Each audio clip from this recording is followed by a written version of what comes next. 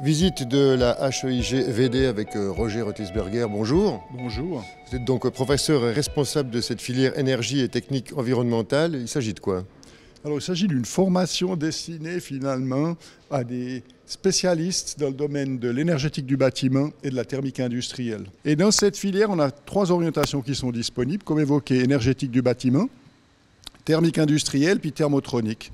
Le thermotronicien, finalement, c'est quelqu'un qui va s'occuper principalement des aspects de régulation, de contrôle, soit d'un gros bâtiment, soit d'une installation industrielle. On va visiter? On va visiter. Alors ici, vous avez une première installation qui est un accumulateur de chaleur de grande capacité qui va nous permettre dans un premier temps de stocker la chaleur qu'on va générer avec nos générateurs à bois, qu'on verra tout à l'heure, mais aussi à permettre finalement aux étudiants de se rendre compte comment on stocke de la chaleur pour pouvoir l'utiliser pour couvrir des besoins de chauffage par la suite, que ce soit des chauffages de bâtiments par exemple, ou alors pour des procédés industriels de fabrication. Alors ici, on arrive dans la partie où on a les générateurs de chaleur à bois.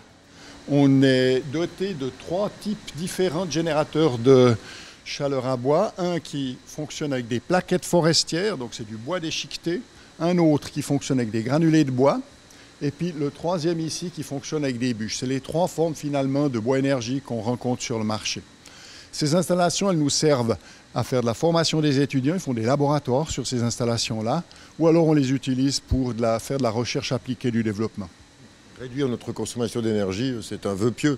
Non, ce n'est pas un vœu pieux parce qu'on sait finalement, par exemple dans le domaine du bâtiment, on sait concevoir des bâtiments qui consomment à peu près 80% d'énergie en moins que ceux actuels.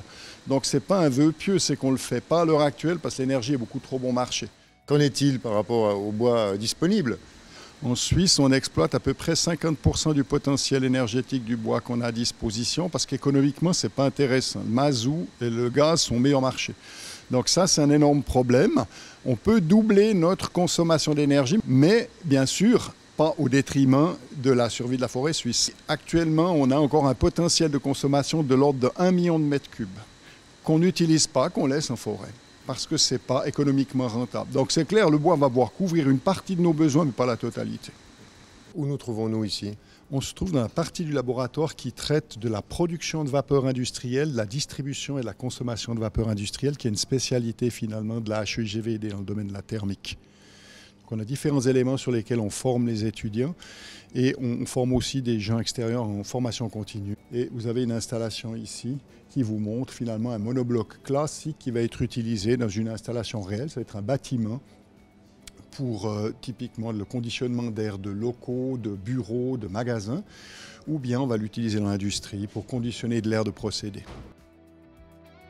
Merci beaucoup Roger Rotisberger. Je vous en prie.